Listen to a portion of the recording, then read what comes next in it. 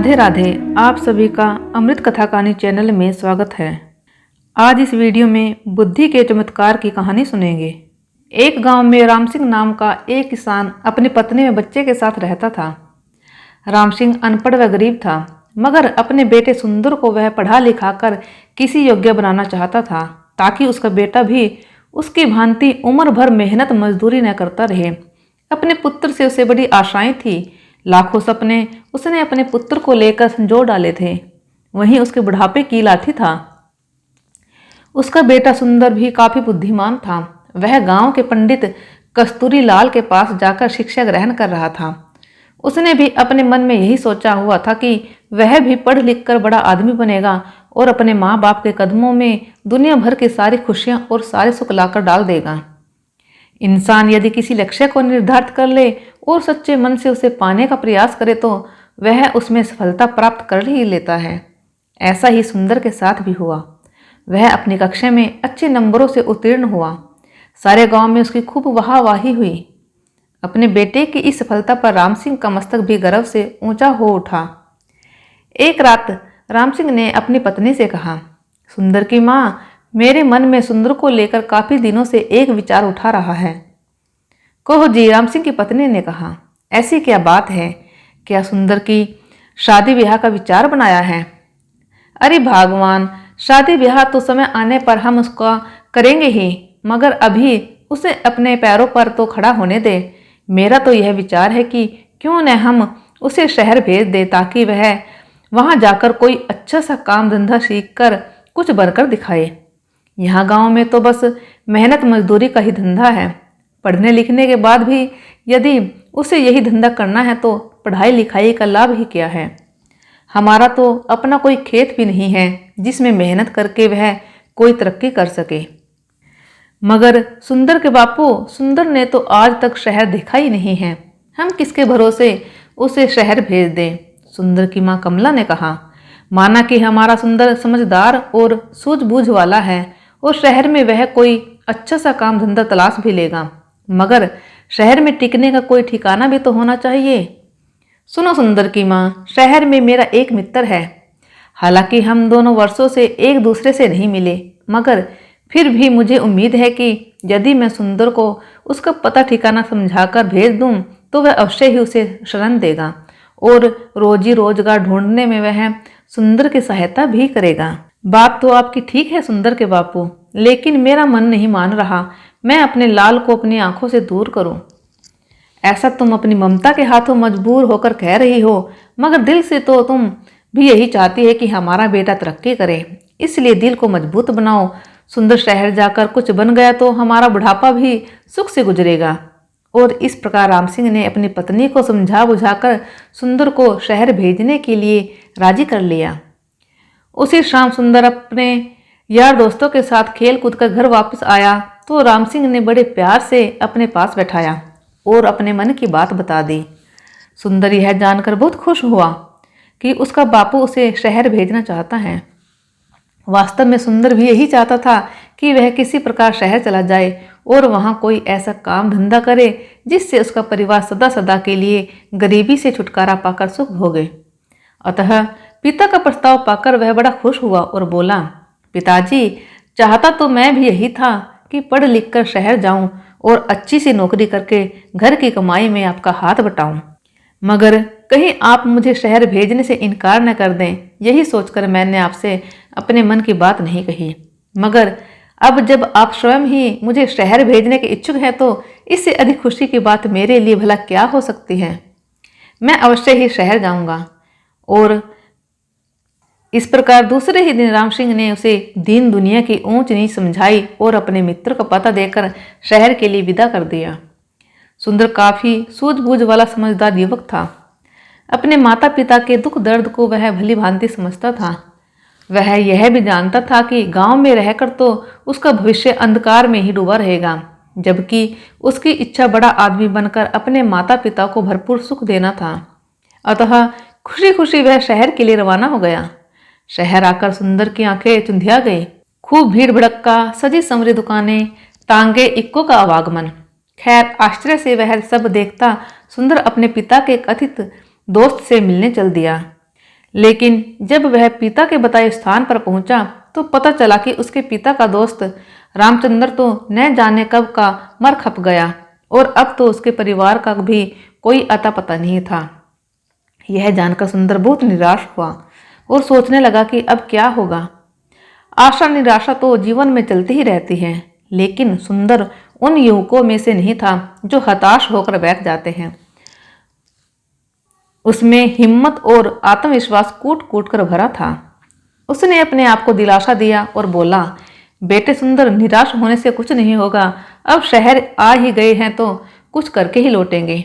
माँ और बापू ने मुझसे बड़ी उम्मीदें लगा रखी हैं। मैं ही उनके बुढ़ापे की लाठी हूँ। अब शहर आ ही गया हूँ तो कुछ बनकर ही लौटूंगा। तुझे याद नहीं, गांव में मास्टर जी कहा करते थे, हिम्मत ए मर्दा मदद ए खुदा। यानी जो लोग हिम्मत करते हैं उनकी मदद खुद भगवान करते हैं। अपने आप को इसी प्रकार हौसला बंधाता हुआ सुंदर पूछता पूछता एक सराय में आकर ठहर गया।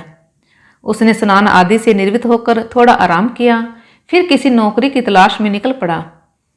वह जहां भी नौकरी मांगने जाता, दुकानदार उसके बातचीत करने के ढंग और उसकी सूझबूझ से प्रभावित तो होता, किंतु कोई जान पहचान न होने के कारण उसे नौकरी नहीं मिल पाती थी। इसी प्रकार कई दिन गुजर गए। सुंदर गांव से अपने साथ जो रुपया पैसा लेकर आया था वह भी लगभग समाप्त होने को था। अब तो सचमुच सुंदर को चिंताओं ने आ घेरा। वह सोचने लगा कि काश शहर में इसकी कोई जानकारी होती तो अवश्य ही उसे कोई नौकरी मिल जाती। एक दिन की बात है, सुंदर थक हार कर एक पेड़ के नीचे बैठा मौजूदा स्थिति के विषय में सोच रहा था।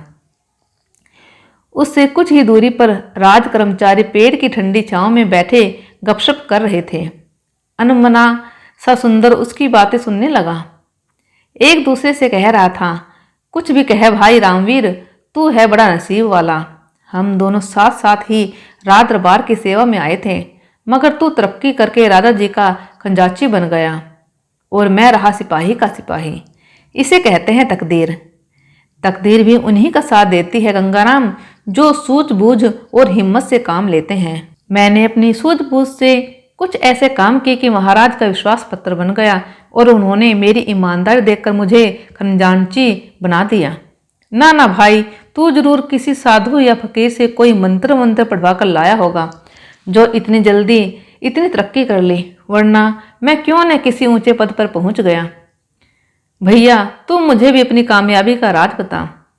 तेरे जैसे लोग इसी चक्कर में रहते हैं कि पकी पकाई मिल जाए और खा लें।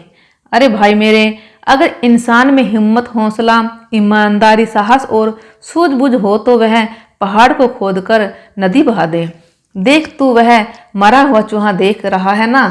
रामवीर ने सड़क के किनारे पड़े हुए एक मरे हुए चूहे की ओर इशारा किया। हाँ, देख रहा हूँ। आने जाने वाले लोग भी उसे देख रहे हैं और घृणा से थूक कर दूसरी ओर मुंह फेर कर निकल रहे हैं। रामवीर भाई, मैं तुझसे तेरी कामयाबी का रहस्य पूछ रहा था और तू मुझे मरा हुआ चूहा दिखा रहा है, ये क्या बात हुई? गंगाराम, मैं तुझे कामयाबी की बात ही बता रहा हूँ। सुन, लोग उस मरे हुए चूहे पर थूक कर जा रहे हैं, मगर कोई सूझबूझ वाला इंसान इस मरे हुए चूहे से भी 4 पैसे कमा लेगा। भैया मेरे, अकल का इस्तेमाल करने से ही इंसान कामयाबी हासिल करता है, जंतर मंतर से कुछ नहीं होता। मैं समझ गया भाई रामवीर, निराश सा होकर गंगाराम बोला। तुम मुझे अपनी कामयाबी का राज बताना ही नहीं चाहता। खैर, कभी तो मेरे भी दिन बदलेंगे। अब चलते हैं। इस प्रकार वे दोनों राज कर्मचारी उठकर चले गए। वे तो चले गए, मगर खजांची रामवीर की चूहे वाली बात ने सुंदर के दिमाग में खलबली सी मचा दी। उसके दिमाग में रामवीर की कही बात बार बार गूंज रही थी। लोग उस मरे हुए चूहे पर थूक थूक कर जा रहे हैं, मगर कोई सूझबूझ वाला इंसान इस मरे हुए चूहे से भी 4 पैसे कमा लेगा, 4 पैसा कमा लेगा, 4 पैसा कमा लेगा। सुंदर सोचने लगा, खजांची की बात में दम है। जिस देश में मिट्टी भी बिकती हो वहां कोई चीज बेचना मुश्किल नहीं, मगर इस मरे हुए चूहे को खरीदेगा कौन? कैसे कमाएगा कोई इससे 4 पैसे? चूहे को घूरते हुए सुंदर ही सोच रहा था, लेकिन उसकी समझ में नहीं आ रहा था। तभी सड़क पर उसे एक तांगा आता दिखाई दिया। तांगे में एक सेठ बैठा था जिसने एक बिल्ली को अपनी गोद में दबोचा हुआ था। बिल्ली बार बार उसकी पकड़ से छूटने की कोशिश कर रही थी। अभी घोड़ा गाड़ी सुंदर के आगे से गुजरी ही थी कि बिल्ली सेठ की गोद से कूदी और सड़क के किनारे की झाड़ियों में जा घुसी। अरे अरे तांगे वाले, तांगा रोको, मेरी बिल्ली कूद गई, सेठ चिल्लाया। तांगा रुका और सेठ उतरकर तेजी से झाड़ियों की तरफ लपका। अरे भाई तांगे वाले, देखो मेरी बिल्ली उन झाड़ी में जा घुसी है, उसे पकड़ने में मेरी मदद करो। सेठ झाड़ियों के पास जाकर बिल्ली को बुलाने लगा। आ पुसी पुसी आओ। इसी बीच तांगे वाला और सुंदर सहित कुछ अन्य लोग भी वहां जमा हो गए थे। अरे भाई, मैं किसी खास प्रयोजन से इस बिल्ली को खरीद कर लाया हूं, कोई इसे बाहर निकालने में सहायता करो। सेठ बेताब होकर एकत्रित हो गए लोगों से गुहार कर रहा था, जबकि झाड़ी में घुसी बिल्ली पंजे झाड़ झाड़ कर गुर्रा रही थी। देख नहीं रहे हो सेठ जी कि बिल्ली किस प्रकार गुर्रा रही है? एक व्यक्ति बोला। हाथ आगे बढ़ाते ही झपट पड़ेगी। यह सब देखकर सुंदर के मस्तिष्क में राजा के खजांची की बात गूंज गई। कोई सूझबूझ वाला इंसान इस मरे हुए चूहे से भी 4 पैसे कमा लेगा। सुंदर के मस्तिष्क में धमाका सा हुआ और तुरंत उसके मस्तिष्क में एक युक्ति आ गई। वह सेठ से बोला, सेठ जी, अगर मैं आपको बिल्ली को काबू करके दे दूं तो आप मुझे क्या देंगे? आए सेठ जी ने तुरंत सुंदर की ओर देखा और बोला, भाई तू मेरी बिल्ली को काबू करके देगा तो मैं तुझे चांदी का सिक्का दूंगा। चांदी का सिक्का? सुंदर के मुंह में पानी भर आया। ठीक है, आप यहीं रुकिए, मैं अभी आपकी बिल्ली काबू करके आपको देता हूँ। कहकर सुंदर दौड़ा दौड़ा उसी दिशा में गया जिधर मरा हुआ चूहा पड़ा था। वह बेटा सुंदर, बन गया काम। उस खजांची ने ठीक ही कहा था कि यदि सूझबूझ से काम लिया जाए तो इस मरे हुए चूहे से भी 4 पैसे कमाए जा सकते हैं। सुंदर ने मन ही मन खुश होते हुए एक रस्सी तलाश की और चूहे की गर्दन में फंदा डालकर झाड़ी की ओर चल दिया। हटो हटो, सब पीछे हटो। भीड़ को एक और हटाता हुआ सुंदर बोला, बिल्ली अभी बाहर आती है। अरे मरा हुआ चूहा, यह तो वहां पड़ा था, किसी ने कहा।